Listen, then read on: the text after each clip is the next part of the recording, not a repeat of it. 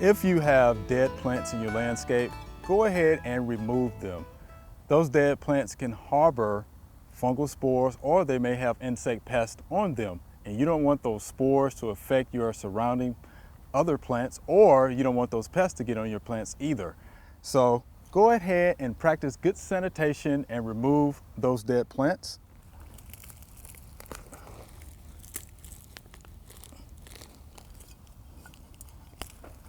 Okay.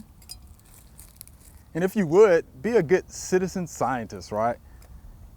Inspect that plant material to see why it possibly didn't make it.